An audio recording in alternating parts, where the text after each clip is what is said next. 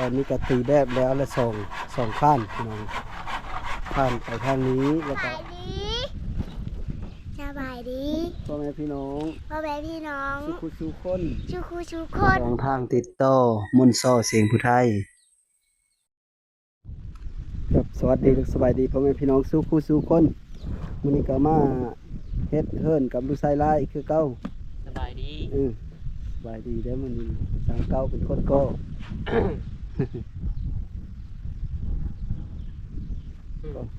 ก็แล้วถึงจะถ่ายเอา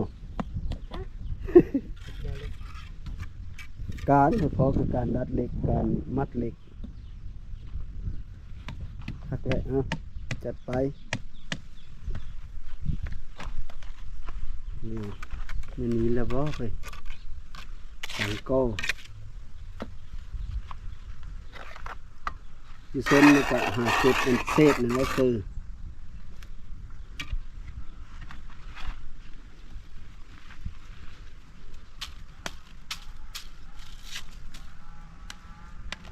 เล็งงานนะเยอะแล้วมันนี่พี่น้องเพราะว่ามัดข้านเหล็กแล้วนะข้านกลางมันก็มัดหมดแล้วเอ็ดเพิ่นอนุพงศ์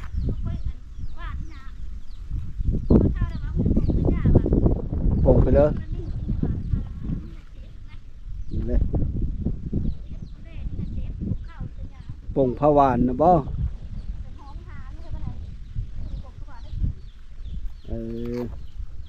ความเสือเล่าพี่น้องเล่าเอ็ดอันปงพะวาน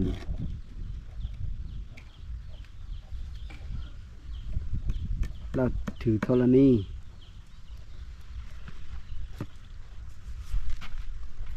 มันมีพ่อบ่เก็บเชื่อเลยเจ็บตาพี่น้องข้อกันดิเมื่อวานนี่ก็บ่ได้มาเจ็บตาแห้งก็เลยได้ใส่แว่นอยู่มื้อนี้กัน ใส่แว่นเริ่มตาเพราะว่าจะเป็นเผื่อขั้นแล้วก็เขาก็เลยอันเก่านะนี่เลยก็เลยอันสีนี่เลยตาตูบเลยมือว่านนี่โปลูกปกอยู่มือนี้ก็ใส่แว่นแล้วพอมาได้แต่ไล่เลย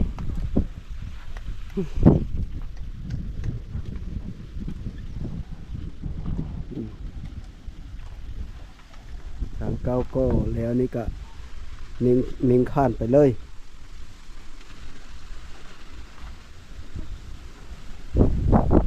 นี่แหละเต้นกันดิข้านตัวนี้ก็ค่อยเท่แล้วแหละเท่แล้วแล้วแกะแบบแล้วเพราะว่าเยอะเฮ็ดมื้อนั้นมันแล้วก็บ่ได้เพราะว่ามันบ่มีแป้นแบบบ่พอก็ว่าแม่นนะ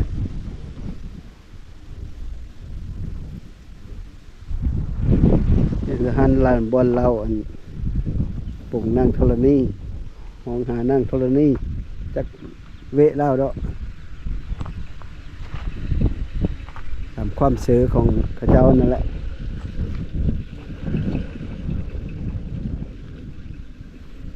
ขันเฮาแบบมื้อแล้วมื้อนี้ก็สิเทปูนแล้วมื้อนี้เลยพี่น้องคันไม้พ่อกันดิเพราะจะว่าพ่ออยู่ดอกเพราะว่า3ขั้นยาวอันนี้ก็ยังพ่อนะพี่น้องก็เลยมื้อนี้ก็เฮ็ดให้มันพ่อนี้ลาก็แล้วนี่ก็มัดเล็กตัวนั้นกับตีแบบเสื้อเลยตัวนี้ก็มัดเล็กแล้วหมดเลยเจ็บตาว่านนี้มื่นก็บ่ได้เลยบ่ได้ไปเสื้อเลยยู่เด้อเฮิรนหมดมือข้อกันดิเจ็บตานี่อันตรายเลยกินข้าวก็บ่แซ่บ กินข้าวก็บ่แซ่บหมุนเฮาพวกเราเอา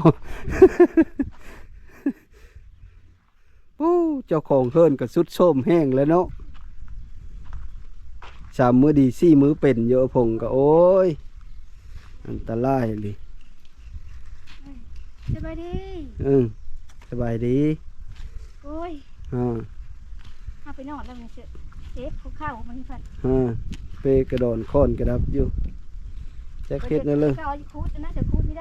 เอาไปนอนพักผ่อนอยู่เท่านั้นแล้วเข้านะกินแล้วบ่มื้อนี้นะกินแล้ว เออเนี่ยนี้แหละเล่ากัน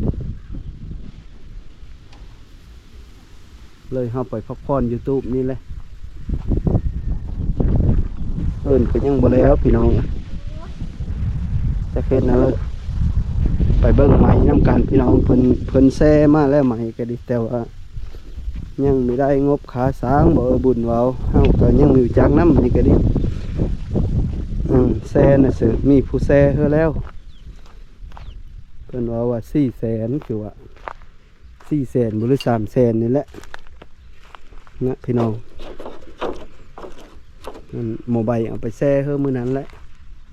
ยังตะกบแล้วก็เอาหุ่นมุ้งคนนั้นเพิ่นก็เยลงอันฝ่ามันลงมื้อนั้นก็ดิตอนนี้กระเทงแล้วนะยังบ่ทันได้กินข้าวง่ายลูกลาก็นั่นแล้วพากันปั้นกินข้าวแล้วจึงตีแบบสั่งเกาก็กันแล้วเลยดัดเลยเต้า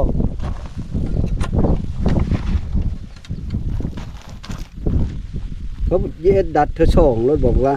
ก ลับแล้วนะ โอ้มันมีอยู่ได้มันบ่ได้ได้เธอละอันก็พอเธอละเอ็ดพอลูกพงานช่องงานรถมันก็เยอะไปแล้วอ่ะห่างมันเล่มสิไปก่อน มันโมเมนจุดของมัน พอไปซื้อกินก่อนเด้อ แก่ ดัดเหล็กท่า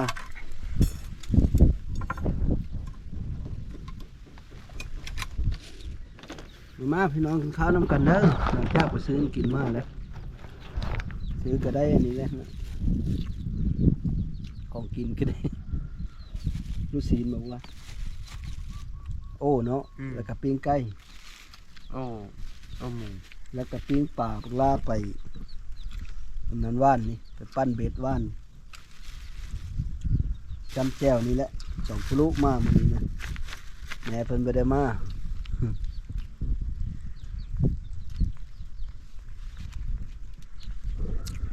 ครับผมยอดเลยปดแว่นกับบ่ได้เก็บตาแห้ง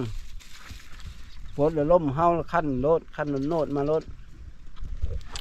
ข้าวน้ำกันเด้อ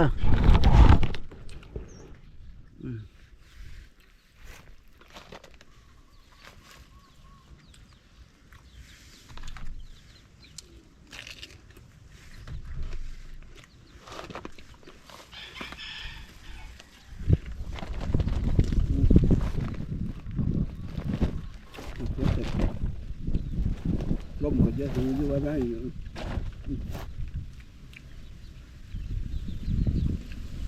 ปิ้งปลาสูดเด้อ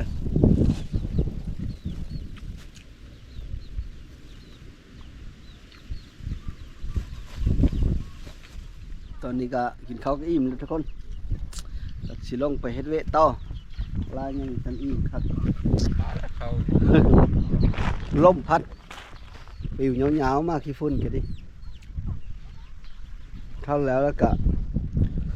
มัดเหล็กตัวนั้นแล้วก็ตีแบบเทข้านเลยพี่น้อง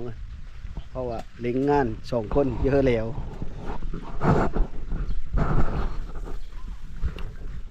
คนละหลังจากกินข้าวกินน้ำแล้วก็สร้างเก้าก็จัดการตีแบบตอนนี้ก็ตีแบบแล้วละสองข้านพี่น้องข้านไปทางนี้แล้วก็ข้านไปทางนี้แต่ว่ายัง2 ล็อกนะตัดเส้นตัวนั้นแล้วก็ตีปูนนั้นเท่เลยเมื่ออื่นก็มีแต่มาแกะแบบ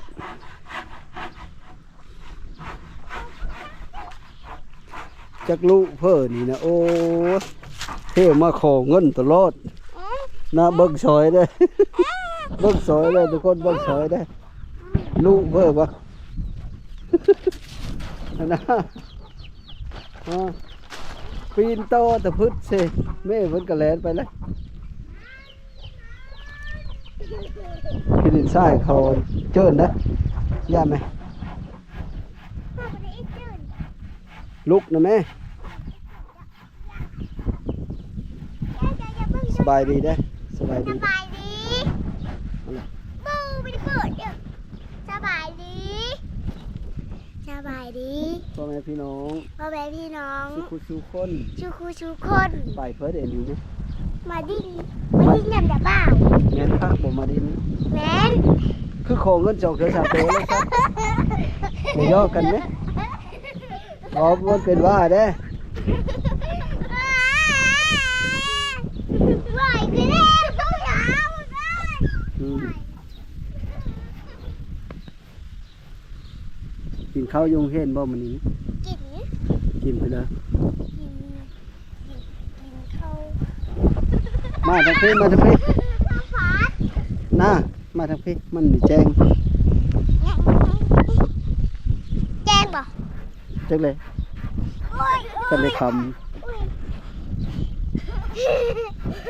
กินข้าวกับเพิ่นอ่ะ กินข้าวกับข้าวผัด ฮอดคันเลอร์แล้วเห็นหนังสือนั้นได้จักโตแล้วฮะอาบน้ำแล้วบ่มื้อนี้นะ อาบแล้วกัน ฮะว้าวจับเจอโดมานางว้าวจับเจอ เห็นหน้าเราขอเงินมันก็บ่เยอะแล้วผู้เจ้าบ่มีเยอะหมู่มันมีเฮอความของมือนางลงเฮาก็เมยแลนน้ำโตเลยโตก็แลนน้ำเฮาเด้แม่นแล้ววะกินข้าวแล้วบ่มื้อนี้ กินนะ อันอาบน้ำบ่น้ำนะ อาบอยู่ อาบอยู่เชอ ที่พูด อาบมื้อนี้น่ะได้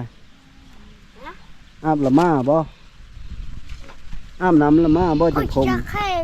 ฮะ ถ้าแข็ง สักแห้ง อืม สักแห้งนะ ก็ เอาเลย อีกขามอีกขามเลย มีว่าดอ ความซักแห้งมันขามปาก สักแห้งได้จังมือล่ะ น่าเชื่อเพื่อปลาเตะมีต้นมัน แม่นบ่ตักตะหนาวนี่เราบ่ได้อาบจักเถอนะโอ้ตายแล้วนี่จะขี้ดินน้ำโมโหนี่ก็มีแต่ขี้ดินถึงบนหน้า คือเชื่อมึงปะเสานี่นะหนึ่งมัน ลงเห็นในครัวนี่เลย มึงเห็นนะในคู่เว้า อืม ก็สอดแบบตี ในครัวเอาน้ำก็อย่าอาบเด้อคันมันหนาวนั่นในครัวในนั้นบ่โอ้ยเนี่ยตายก็เฮ็ดจากอาบน้ำอาบในเลยหน้าสำหน้าสะแมว นี่เอาไงอย่าหมายเจอพ่อแม่ก็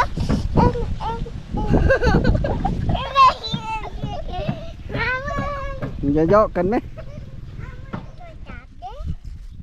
เบิ้งเพิ่นละเบิ้งบ่อย่าซื้อเพิ่นละวะฮะซื้อปั่นกันกินเด้อซื้อขนมเด้อฮะ โดยมันนับอันดีกว่า ก็ปั่นกันกินเด้อ โอเคปิ๊บ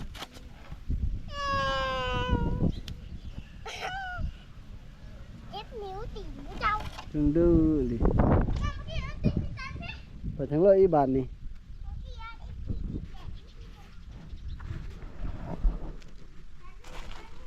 หน้ามาดินน้ำมาขอเงินเพื่อ5,000พอได้ซื้อขนมไป ไปแล้วฮอดคัลเลอร์แล้วบ่ล่ะยังฝ่ายหนึ่งเชื่อแล้วฝ่ายหนึ่ง39เชื่อแล้วฝ่ายหนึ่งตีตัวนี้แล้วล่ะถือว่าสำเร็จนะอันเอาตีแบบนะแล้วก็มีแต่ก่อยปูนแล้วก็เทาะเลยบานนี้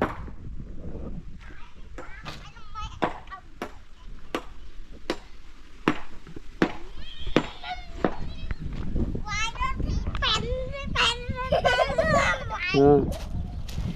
เอาเยอะๆกัดฟัด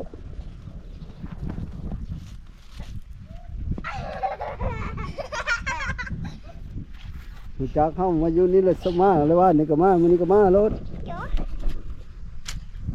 เฮาเห็นอันนี้เฮากินยังไง เห็นไอ้เกาหลีบ่ไปแล้วบ่บ้านนี้นะสิเลิกเกิบนะมิน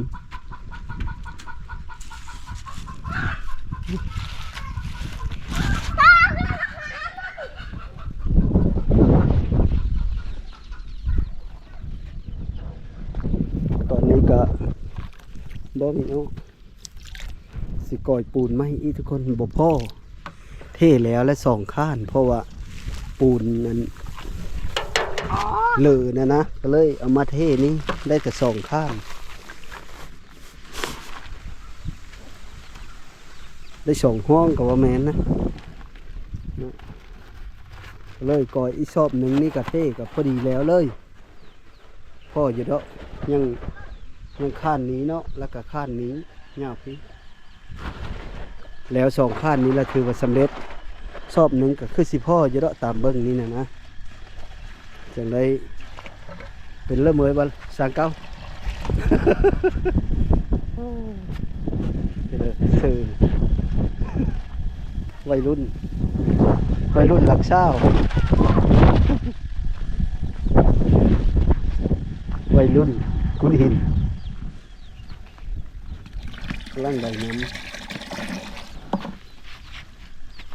โคลนดิบเราได้บาทนี่บริท่าเรียบร้อย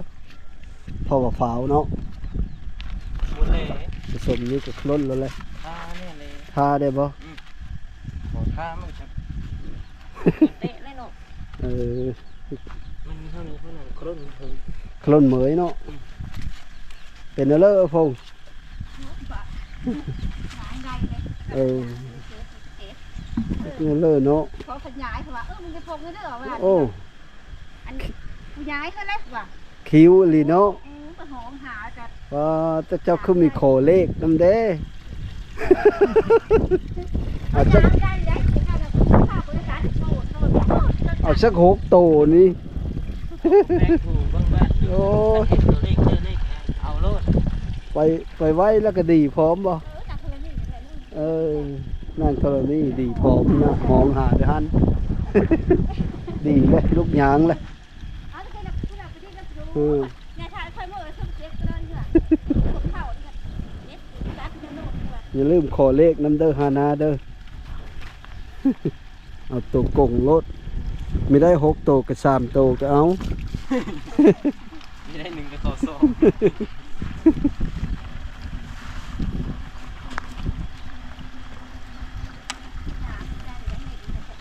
เช้าเราไม่เป็น เท่2ข้านนี้แล้วก็เมื่อแล้วคำพอดีแล้วยันมืดอยุบเพื่อสิเหลือนี่นะเพราะว่าตะเว้นมันก็เริ่มสิตกดินแล้ว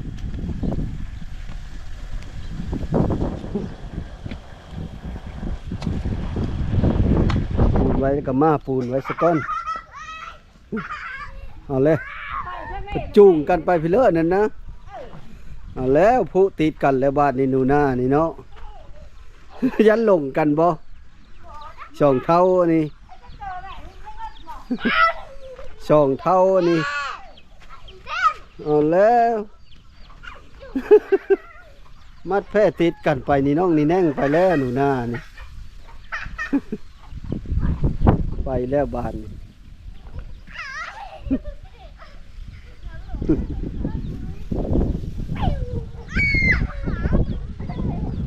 ลั่งบุกทุกคนนะ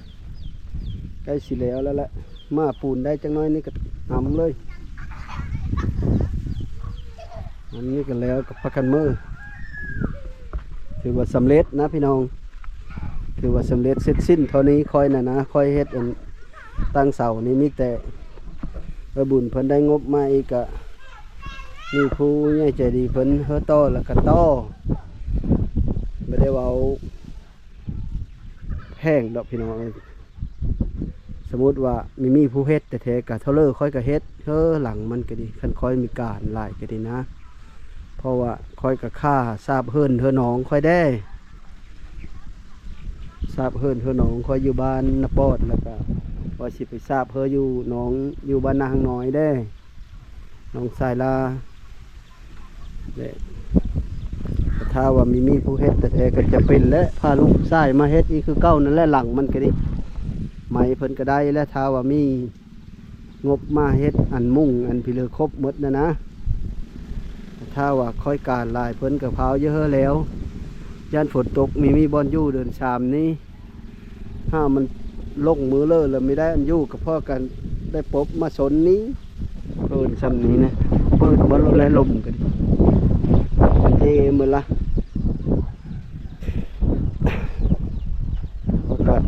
ได้อยู่เพราะว่าวันสูงสุดกับขามื่นลงมานี่แหละพี่น้องหลังมันก็ดีขั้นเขามีเฮ็ดก็ค่อยเฮ็ด8,000-9,000ก็เฮ็ดต่างเฮ็ดเท่าเล่าซอย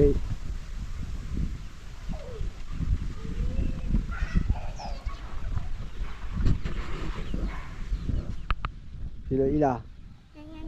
ว่าจะเจอขอเงินเนี่ยดูหน้าเนาะเที่ยวขอเงินนี่เลย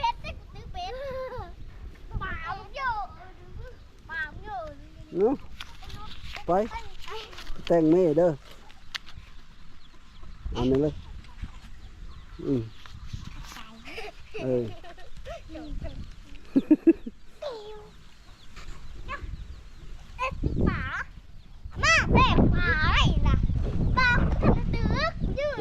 ไปฉันเลยอีบานนี่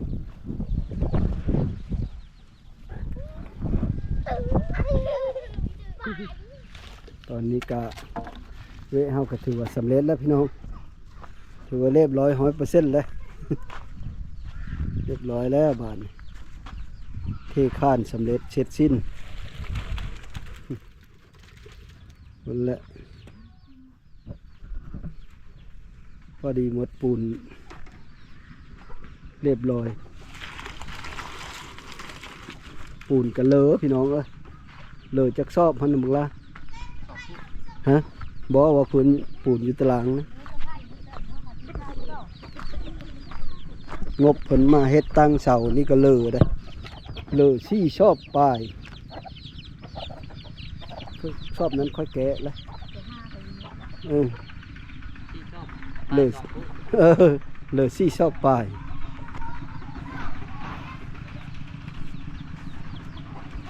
มาวันนี้ก็ถือว่าค้ำแล้วพี่น้องเลยสุดท้ายก็ขอขอบใจได้ปะล่ะขอเข้าใจน้ำพงให้พี่น้องเด้อ ที่เข้ามาติดตามรับชมขออยู่ดีมีแห้งโชคกระหม่านเฮลำเฮโลยสุคูสุคนพอกัดเจ็บตามือนี้ก็ได้พอมือพอเฮ็ดได้เจนปูนเฮาอย่างหนึ่งก็ดีพี่น้องเจ็บคันอยู่เดี๋ยวนี้ก็ดีนะขอบใจหลายๆสบายดีได้ปะล่ะสบายดี